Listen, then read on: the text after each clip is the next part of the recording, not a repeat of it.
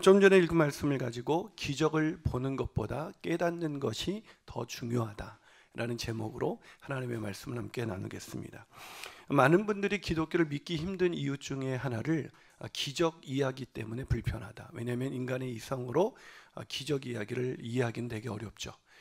우리가 금요일날 창세기 강해를 하고 있으면서 태초에 하나님이 천지를 창조하셨다라는 이 사실이 믿어지면 사실은 기적을 받아들이는 데는 어렵지 않은데, 우리가 진화론의 영향력으로 인해서 하나님의 창조를 믿지 않기 때문에 우리가 기적도 믿지 못하는 그런 세상 속에 살고 있다고 말씀드렸습니다. 그런데 우리는 기적 때문에 사실 하나님을 믿지 않는 것 같지만, 사실은 기적을 보지 못해서 하나님을 믿지 않는 것이 아니라 우리의 생각이 주님을 깊이 묵상하지 않기 때문입니다. 기독교 사상의 한 획을 그은, 또 우리나라 민주주의의 큰 지주 역할을 했던 분 중에 함석헌이라는 선생이 있습니다. 이분이 이런 유명한 말을 남겼죠. 생각하는 백성이라야 산다. 무슨 말입니까? 생각이 중요하다는 것이죠. 저는 이 말을 모든 그리스도인들에게 이렇게 적용하고 싶습니다. 생각하는 그리스도인이어야 산다. 무슨 말입니까? 우리가 기적을 보는 것보다 우리의 생각이 하나님의 말씀을 깊게 묵상하게 될 때 예수가 누구인지 제대로 깨달을 수가 있다는 것입니다. 아멘이십니까? 오늘 본문에는 안타깝게도 기적을 봤지만 예수님이 누구인지를 모르는 사람들이 소개되어 있습니다. 바로 예수님의 제자들입니다.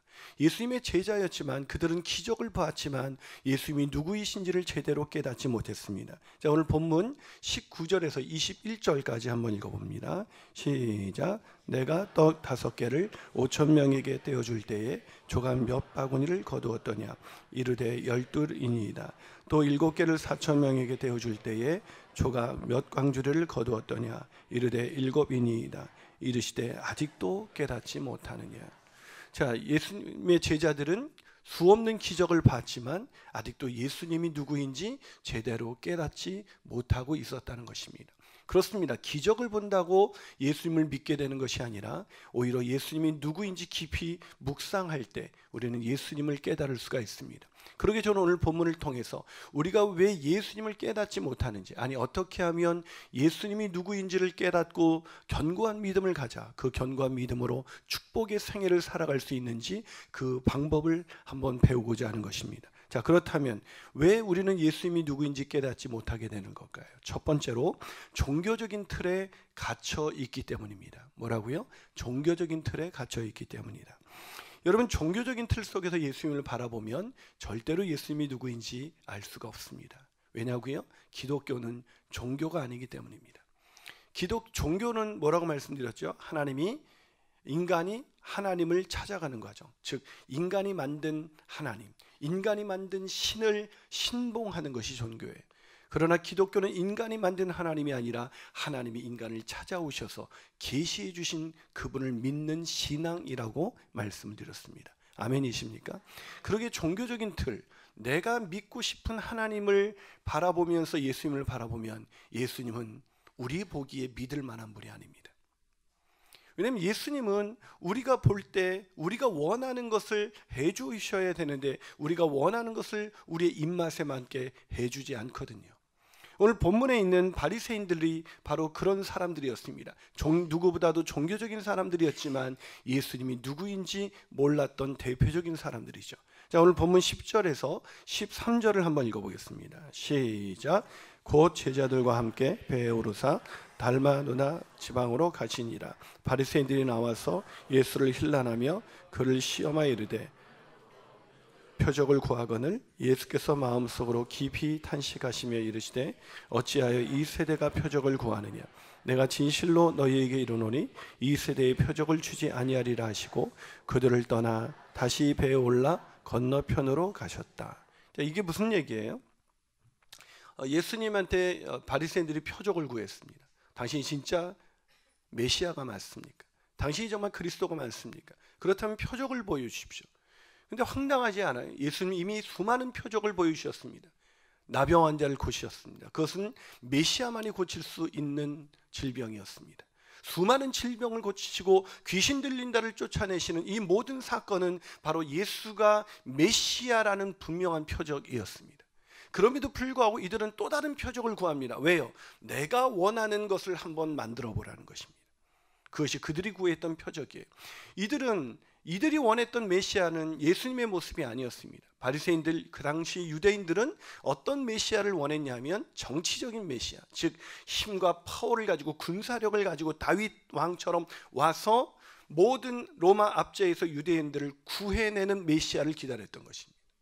그러다 보니까 그런 메시아는 아닌 거예요. 늘 병자를 고치시고 가난한 자들과 함께하는 이 모습은 메시아로 받아들일 수가 없었습니다. 다시 말해서 자신들의 종교적인 틀을 갖고 있다 보니 예수께서 수많은 표적을 행하시고 있음에도 불구하고 예수님을 메시아로, 그리스도로 받아들이지 못했던 것입니다. 이런 사람들의 특징은 뭐냐면 성경을 읽어도 예수님이 메시아인지를 몰라요. 바리새인들이 그랬습니다. 자, 요한복음 5장 39절에서 40절을 한번 읽어보겠습니다. 자, 읽습니다. 시작. 너희가 영생을 얻을 생각하고 성경을 연구하거니와 이 성경이 곧 내게 대하여 증언하는 것이니라. 그러나 너희가 영생을 얻기 위하여 내게 오기를 원하지 아니하노라. 무슨 얘기예요? 예수님의 탄식이 기록되어 있습니다. 본문 12절에 보면 이 탄식은 완고한 사람, 즉 종교적인 틀에 갇혀서 예수가 메시아임을 받아들이지 않는 이 완고한 사람들을 바라보면서 예수님이 탄식하고 계신 것입니다. 왜요? 이들은 성경을 읽었지만 성경이 예수님에 대한 증거임에도 불구하고 예수님을 몰라봤습니다. 그래서 예수님께 오지 않았습니다. 그들에게 필요한 것은 영생이 아니라 로마의 압제에서 이 문제를 좀 해결해 보라는 것입니다. 무슨 말입니까? 내가 만든 하나님이 당신이 하나님이라면 나의 이 문제를 한번 해결해 보십시오라는 그런 종교적인 틀 가운데 있는 사람들은 이 성경을 읽으면서도 성경에 계시된 메시아이신 그리스도 예수를 알아볼 수가 없다는 것입니다. 그렇다면 예수님이 우리를 볼 때는 어떨까요? 여러분, 예수님이 주와 그리스도가 되신다는 걸 믿으십니까? 별로 안 믿으세요? 다시 한번 물어보죠. 여러분에게 예수님이 주와 그리스도라는 걸 믿으십니까? 그런데 왜 염려하십니까? 그분이 우리 인생의 주인이시라면, 그분이 우리 인생의 구원자이시라면 그분이 가장 좋은 길로 우리를 인도해 주지 않으시겠습니까? 그런데 왜 염려하고 왜 걱정하는 것일까요? 우리가 원하는 이 문제를 아직도 해결해 주지 않았기 때문입니다. 그 말을 바꾼다면 우리는 아직도 종교적인 틀 속에서 예수님을 바라보고 있는 것입니다. 사랑하는 여러분, 그는 메시아이십니다. 그분은 구원자이십니다. 그분은 주님이십니다. 그분을 신뢰함으로 주님을 따라가는 복된 인생이 되시기를 주님의 이름으로 축원합니다. 한 발 더 나가서 왜 우리가 예수님이 누구인지를 깨닫지 못하는 걸까요? 그 두 번째 이유는 물질주의의 틀에 갇혀져 있기 때문입니다. 무슨 말이냐면 돈에 집착하며 살기 때문이라는 것입니다. 자, 오늘 본문 15절을 한번 같이 읽어주겠습니다. 15절입니다. 읽습니다. 시작. 예수께서 경고하여 이르시되 삼가 바리새인의 누룩과 헤롯의 누룩을 주의하라. 뭘 주의하라고요? 예, 바리새인의 누룩과 헤롯의 누룩입니다. 바리새인의 누룩은 종교적인 틀입니다. 내가 원하는 하나님, 내가 상상해서 만들어 놓은 하나님, 그 틀로 예수님을 바라보거나 아니면 헤롯의 누룩으로 예수님을 바라보지 말아라. 그거 주의하라. 자, 여러분, 여기서 이 헤롯의 누룩은 뭘 의미하는 것일까요? 이 헤롯의 누룩은 바로 물질주의에 빠져 있는 사람을 상징합니다. 여러분, 헤롯이 누구입니까? 헤롯은 로마 정부로부터 팔레스틴 땅을 다스리도록 임명을 받은 분봉왕입니다. 다시 말해서 권력의 시녀가 되어서 로마 권력의 시녀가 되어서 로마로부터 부여받은 권력을 휘둘러서 백성들로 하여금 물질을 착취하고 세금을 걷어들이고 뇌물을 받아먹는, 다시 말해서 물질주의에 빠진 삶의 대표적인 전형이라고 할 수가 있습니다. 이 부분을 병행구절인 마태복음 16장 6절은 이렇게 기록합니다. 자, 마태복음 16장 6절 읽어봅니다. 시작. 예수께서 이르시되 삼가 바리새인과 사두개인들의 누룩을 주의하라. 좀 달라졌죠? 아까하고 뭐가 바뀌었어요? 사두개인의 누룩. 자, 왜 바뀌어졌을까요? 사실은 같은 얘기예요. 왜냐하면 당시 사두개인이 누구냐면 주로 제사장 출신들이었습니다. 오늘날로 말하면 목회자예요. 근데 이 사람들은 헤롯 왕가와 어울리면서 아주 결탁해서 누구보다도 돈을 밝혔던 사람들.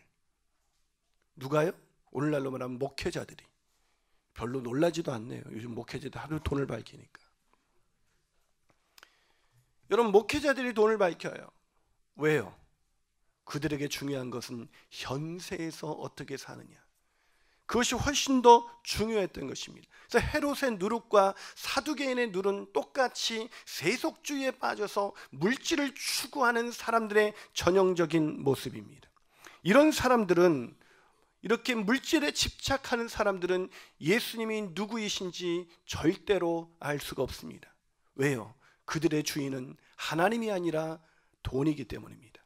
하나님을 섬기는 제사장들 같아 보이지만 그들의 실제 하나님은 돈이에요. 그래서 마태복음 6장 24절에서 예수님은 이렇게 일찍이 우리에게 이렇게 말씀해 주셨습니다. 자, 한번 읽어볼까요? 읽습니다. 시작. 한 사람이 두 주인을 섬기지 못할 것이니 혹은 이를 미워하고 저를 사랑하거나 혹은 이를 중히 여기고 저를 경히 여김이라. 너희가 하나님과 재물을 겸하여 섬기지 못하느니라. 여러분, 무슨 말이에요? 하나님을 믿지 못하는 사람들, 하나님을 절대로 섬길 수 없는 사람들이 있는데 그 사람들은 바로 물질의 노예가 된 사람들, 즉 물질을 섬기는 사람들, 돈에 집착하는 사람들은 예수님을 따라다니고 있음에도 불구하고 절대로 예수님이 누구인지 알 수 없다는 것입니다. 그런데 안타깝게도 오늘 예수님의 제자들이 바로 이 헤롯의 누룩, 바리새인의 누룩뿐만 아니라 이 헤롯의 누룩의 영향을 받고 있었습니다. 자, 그 근거가 본문 15절 16절입니다. 자, 15절 16절 한번 읽어봅니다. 시작. 예수께서 경고하여 이르시되 삼가 바리새인들의 누룩과 헤롯의 누룩을 주의하라 하시니 제자들이 서로 수근거리기를 이는 우리에게 떡이 없음이로다. 뭐라고요? 제자들이 수근거렸던 이유는 떡이 없다, 즉 돈 걱정에 빠진 것입니다. 예수님이 7병이어의 기적을 행하셨습니다. 떡 7개와 생선 2마리로 4,000명을 먹이고 7강주리가 남았는데 그 남은 것 중에 떡을 안 갖고 온 거예요, 제자들이. 그래서 예수님께서 바리새인의 누룩과 헤롯의 누룩을 주의하라 그랬더니 그 말은 종교적인 틀이나 세속주의, 물질주의에 빠지지 말라는 것이었는데, 야, 예수님이 지금 돈 얘기하시나 보다, 우리가 떡을 안 갖고 왔다고 지금 뭐라고 하시는 거야 라고 모 눈에는 뭐만 보인다고 이 제자들이 돈 없음, 떡 없음에 걱정하고 있는 것입니다. 참 안타깝지 않습니까? 그들이 떡이 없을 때 어떻게 먹고 살았습니까? 그들이 먹고 살았던 것은 예수님께서 축사하시고 기도하셨을 때 가진 것이 없었던 그들이 먹고 살 수 있었던 것이 아니었겠습니까? 사랑하는 여러분, 지난 세기 우리 대한민국이 어떻게 먹고 살았습니까? 가진 것이 없었던 우리 어르신들의 말에 의하면 보릿고개를 넘었던 우리 민족이 어떻게 먹고 살 수가 있었습니까? 하나님께서 축사하셔서 우리에게 5병이어의 기적과 같은 7병이어의 기적과 같은 기적을 베푸심이 아니었겠습니까? 아멘이십니까? 우리의 인생, 지나온 인생 우리가 살았던 것은 그분께서 우리를 일용할 양식을 먹이시고 입히셨기에 오늘날 우리가 여기까지 있는 것입니다. 그럼에도 불구하고 우리는 제자들처럼 여전히 떡이 없어 걱정하고 있습니다. 떡이 없어서 내 노후는 감당이 가능할까? 자식 교육은 어떻게 시키지? 이 떡이 없어서 염려하고 살아가고 있는 것입니다. 그러나 여러분 기억하십시오. 떡이 없어 염려하고 사는 것이 아니라 떡에 집착하기 때문에 염려하고 사는 것입니다. 다시 말해서 돈이 없어 돈 걱정하는 것이 아니라 돈을 사랑하며 돈에 집착하며 살아가기에 근심이 떠나지 않는 것입니다. 그래서 사도 바울은 디모데전서 6장 10절에서 이렇게 말씀하십니다. 자, 한번 읽어보겠습니다. 시작. 돈을 사랑함이 일만하게 뿌리가 되나니 이것을 탐내는 자들은 미혹을 받아 믿음에서 떠나 많은 근심으로써 자기를 찔렀더라. 근심으로 누가 자기를 찔렀다고요? 돈을 사랑하는 사람, 돈에 집착하는 사람, 돈에 미혹을 받은 사람, 돈 없는 사람이 아니에요. 누가 그러잖아요. 돈 없는 사람은, 돈 100원 가진 사람은 100원짜리 걱정을 하는 것이고 10억을 가진 사람은 10억짜리 걱정을 한다잖아요. 근심이 점점 커지는 것입니다. 이 이동훈 목사님의 마가복음 이야기라는 책이 있어요. 그 책에서 이동훈 목사님이 이런 얘기를 하십니다. 미국의 한 침례교회에서 목사님이 이 침례를 주고 있었습니다. 근데 한 사람이 순서가 됐는데 안 들어오는 거예요. 이 침례는 물속에 들어갔다 나오잖아요.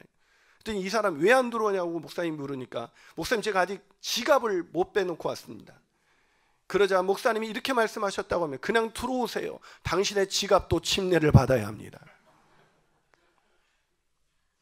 존 웨슬레는 나는 돈 지갑이 회개하지 않은 자의 회개를 믿지 않는다. 무슨 말입니까? 오늘날 우리가 이 물질주의 시대를 살아가는 우리가 예수를 믿기가 점점 어려워진 것은 헤롯의 누룩, 사두개인의 누룩을 우리도 영향을 받아서 그 영향 때문에 교회는 다니지만 떡이 없음에 늘 걱정하고 염려하고 살아가고 있기 때문입니다. 그분이 주님이십니다. 방금 전에 오병이어의 기적과 칠병이어의 기적을 베푸셨음에도 불구하고 오늘 내가 주인이 되어 오늘을 살아가기에 떡이 없음을 늘 걱정하고 염려하는 인생, 그것이 오늘을 살아가고 있는 교회에 다니는 사람들의 모습이 아니고 무엇이겠습니까? 사랑하는 여러분, 물질주의에 갇혀있는 사람, 그 사람은 절대로 예수님이 누구인지 알 수가 없습니다. 오늘 물질주의에서 벗어나 헤롯의 영향에서 벗어나 누룩의 영향에서 벗어나 오직 예수를 그리스도로 따라가는 저와 여러분이 되시기를 주님의 이름으로 축원합니다. 마지막으로 왜 예수님이 누구인지 우리는 깨닫지 못하는 것일까요? 그것은 예수님을 깊이 묵상하지 않기 때문입니다. 여러분, 오병이어의 기적, 아니 칠병이어의 기적을 보고도 제자들은 예수님이 누구인지 몰랐습니다. 무슨 말이에요?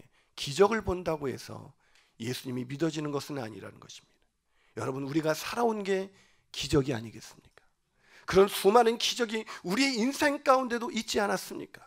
그렇다고 우리 믿음이 견고해졌어요? 그건 아니에요. 여러분, 오늘 본문에서 우리가 그렇게 믿음을 자꾸 잃어버리는 이유가 무엇입니까? 바리새인의 누룩과 헤롯의 누룩, 즉 내가 만든 하나님을 믿고 하나님을 거기다 대입을 시키거나 아니면 물질주의에 빠져서 예수님을 바라보고 있기 때문입니다. 그런 사람은요, 교회에 아무리 와도 예수님이 누구인지 몰라요. 예수님이 누구인지 모르는 사람은 늘 뭐 걱정에 산다고요? 돈 걱정. 하나님이 일용할 양식을 주신다는 걸 믿지 않기 때문에 늘 자신이 머리를 싸매고 걱정하면서 근심으로 자신의 마음을 찌르면서 살아가는 것이죠. 그런데 오늘 그런 누룩에, 특별히 오늘 본문에서 예수님께서 그걸 누룩에 비유한 이유가 있습니다. 누룩은 강력한 영향력입니다. 오늘날 우리가 영향을 받지 않으려고 해도 우리가 영향을 받는 것이 종교와 이 돈이라는 것, 이 두 가지의 영향을 받기 때문에 우리는 진짜 신앙, 제대로 된 신앙을 갖기가 어려운 것입니다. 그러게 우리가 제대로 된 신앙을 갖기 위해서는 이 누룩을 주의해야 할 뿐만 아니라 한 발 더 나가서 우리가 예수님을 깊이 묵상해야 합니다. 예수님이 어떤 분이신지, 그분이 가르치시고 그분이 행하신 것이 무엇인지 우리가 깊이 묵상해야 합니다. 그러지 않으면 잃어버려요. 예수님이 누구신지 기억하지 못합니다. 자, 오늘 본문 18절을 한번 읽어볼까요? 18절 있습니다. 시작. 너희가 눈이 있어도 보지 못하며 귀가 있어도 듣지 못하느냐, 또 기억하지 못하느냐. 무슨 얘기를 하고 있는 거예요? 예수님께서 오병이어를 말씀하시고 칠병이어를 말씀하면서 너희들 받지 않으냐. 여러분, 보고 들은 게 아니에요. 이 사람들은 직접 경험한 사람들입니다. 그들이 직접 떡을 떼어줬던 사람들입니다. 생선을 잘라서 나눠줬던 사람들입니다. 그때 놀라운 기적이 일어났는데 왜 그것을 기억하지 못하느냐. 여러분, 기적을 봤다고 해서 기억되는 게 아니에요. 그걸 기억하기 위해서는 날마다 예수님의 말씀과 행하시는 것을 묵상해야 합니다. 그래서 어떤 그리스도인이 성장하냐면 기적을 본 사람의 믿음이 성장하는 것이 아니라 날마다 매일 아침마다 성경을 펼쳐놓고 그 성경에 나타나신 예수님을 깊이 묵상하는 사람이 신앙이 성장하는 것입니다. 믿음이 견고해지는 것입니다. 그런 사람에게는 어떤 근심과 어떤 염려도 그의 마음을 지배할 수가 없습니다. 날마다 예수가 그리스도이시고 내 인생의 주인이라는 것을 깨닫기에 주인 되신 예수 그리스도, 그분이 내 인생의 모든 것을 책임져 주실 것이야. 그분이 나의 구원자이시기 때문에 내가 아무리 어려움과 고난 가운데 있을지라도 그분이 나를 건져주실 거야. 이런 예수님을 날마다 묵상하는 사람은 없는 중에도 가진 것이 5병이어 7병이어밖에 없을지라도 그 마음껏 늘 부요함과 풍성함과 감사를 느끼며 살아갈 수가 있는 것입니다. 그런 인생을 살아가게 되시기를 주님의 이름으로 축원합니다. 우리 교회 8주년 기념 예배를 드릴 때였습니다. 그때 많은 분들이 축하 영상을 보내주셨죠. 근데 그 축하 영상을 보내신 분 중에 유기선 목사님이라고 선한 목자교회 유기선 목사님이 계십니다. 이분이 쓴 책 중에 예수님의 사람이라는 책이 있어요. 우리 교회 성경 공부 과정 중에 하나인데 꼭 들어보시기 바랍니다. 근데 이분이 자기의 장인 이야기를 그 책에 썼습니다. 생전에 뵙지는 못했지만 유 목사님의 장인은 종교교회라는 아주 매우 큰 교회, 규모 있는 교회의 담임 목사님이셨습니다. 근데 이 장인이 40대 젊은 나이에 간암으로 이 세상을 떠난 것입니다. 장모님은 슬퍼할 겨를도 없이 장례를 치르고 난 뒤 홀로 집으로 돌아왔고 그제서야 이제 나는 혼자구나 라는 슬픔과 외로움이 밀려왔다고 합니다. 그 당시 맏딸인 유 목사님의 사모님이 두세 달 후에 대학 입시를 봐야 되는 고3이었고 막내는 초등학교 1학년이었으니 그 막막한 심정이 오죽했겠습니까? 사남매를 고스란히 남겨둔 채 남편은 세상을 떠났고 사택도 곧 비워줘야 하니 집도 없고 마땅히 먹고 살 방법도 없는 처지가 되고 만 것입니다. 앞으로 어떻게 될지 모르는 두려움과 염려가 걷잡을 수 없이 몰려왔을 때였습니다. 하필 교회 재정 담당 장로님이 찾아오셔서 사례비와 퇴직금 그리고 장례 때 들어온 조의금을 모두 담았습니다. 교회에서 드리는 마지막 생활비입니다 하면서 봉투 하나를 놓고 가시더랍니다. 그날 밤 장모님은 펑펑 울며 밤을 지새웠다고 합니다. 하나님 어떻게 해요? 우리 어디 가서 살아요? 우리 아이들을 어떻게 공부시키고 어떻게 먹고 살아요 하나님? 사모님이지만 살 길이 막막해졌던 사모님은 밤새 울면서 그렇게 기도하기 시작했습니다. 근데 그렇게 기도하는데 동이틀 무렵에 갑자기 이런 생각이 들었다고 합니다. 하나님께서 남편을 불러가실 때는 다 뜻이 있어 데려가셨을 텐데 하나님께서 나와 아이들을 능히 먹이고도 입히시고 공부시킬 텐데 내가 왜 이렇게 쓸데없는 걱정을 하지? 예수님이 내 인생의 구원자이시고 주님이신데 주인 따라가면 될 텐데 내가 왜 이렇게 쓸데없는 걱정을 하지? 이런 믿음의 역사가 일어나자 슬픔과 두려움의 기도가 감사의 기도로 바뀌기 시작했습니다. 하나님 너무나 감사합니다. 하나님 나 책임져 주신 것을 믿고 감사합니다. 먹을 것도 공부시킬 것도 다 마련해 주실 테니 너무너무 감사합니다. 하나님 저는 걱정하지 않고 주님 따라가겠습니다. 그런데 그렇게 기도하다가 어느덧 새벽 기도의 시간이 다 되었습니다. 새벽 기도에 가려고 일어나서 방 안에 불을 켜보니까 방바닥에 봉투 하나가 놓여져 있었습니다.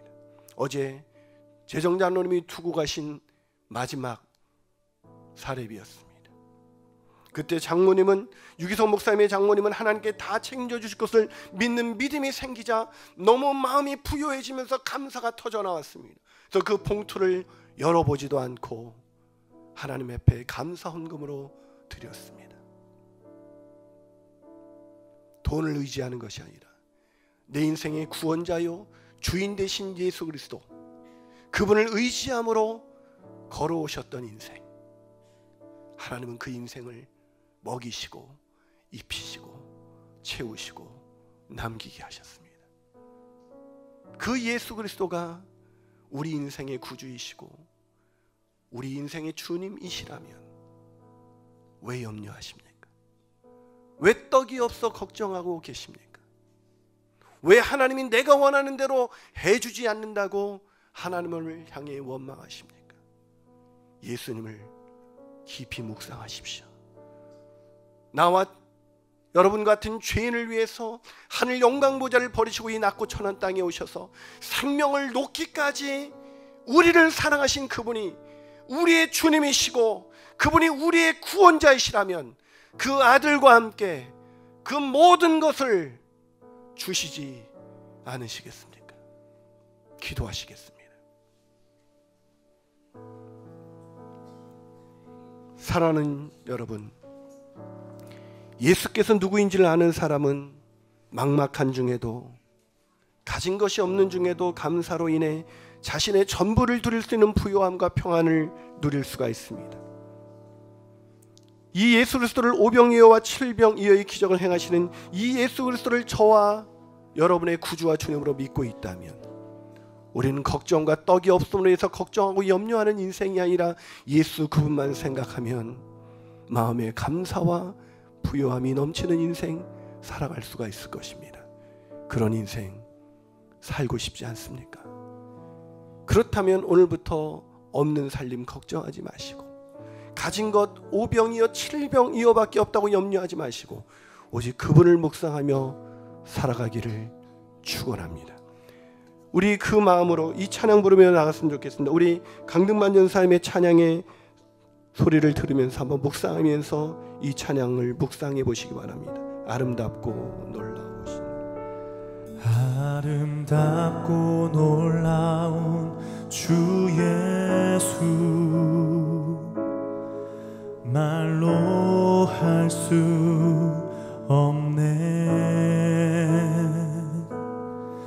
그 측량할 수 없는 위엄, 주님과 같은 분 없네. 한없는 그 지혜와 사랑, 그 누구도 다 알 수 없네. 아름답고 놀라운 주 예수, 보좌에 앉으셨네. 주님 앞에 내가 서 있네. 주 앞에 내가 서 있네. 주는 거룩하신 하나님, 그 앞에 서 있네. 주님 앞에 내가 서 있네. 주님 앞에 내가 서 있네. 그렇습니다.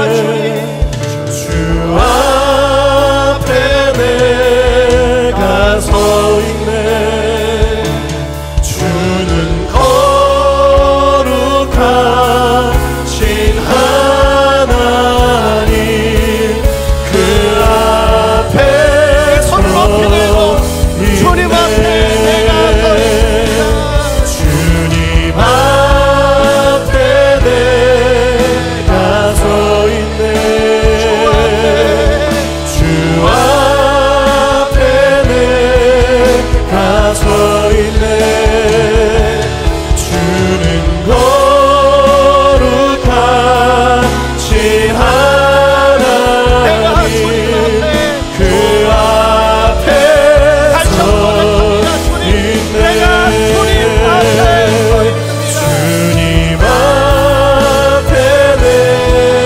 내가 서 있네. 주 앞에 내가 서 있네. 주는 거룩하신 하나님, 그 앞에 서 이 시간 함께 기도하실 때 여러분 누구 앞에 서 있습니까? 우리 앞에 서 계신 분, 그분이 바로 내 인생의 구원자이시고 내 주님이십니다. 나를 사랑하셔서 자기 몸을 아낌없이 내어드린 그분, 우리가 그분 앞에서 오늘을 살아가고 있는 것입니다. 아버지 하나님, 내가 돈에 집착하는 인생이 아니라, 떡이 없어 걱정하는 인생이 아니라, 내가 원하는 대로 하나님을 조종하는 인생이 아니라, 하나님 나를 사랑하셔서 나를 위하여 자기 몸을 아낌없이 내어주신 그 주님 앞에서 살아가게 하여 주시옵소서. 그 주님 앞에서 내가 가진 것이 없어도 그 주님 앞에 서 있으면 그 주님이 책임져 주시고, 그분이 축사하실 때 칠병이어의 기적이 베풀어 줄 줄로 믿습니다. 그 믿음 안에서 끝까지 살아가 주님 없는 중에도 부요하고 가난한 중에도 부요한 인생, 그래서 나로 인하여 축복의 통로로 쓰임받는 그런 복된 인생 되게 하여 주시옵소서. 우리 간절한 마음으로 주님 한번 부르고 통성으로 기도하시겠습니다.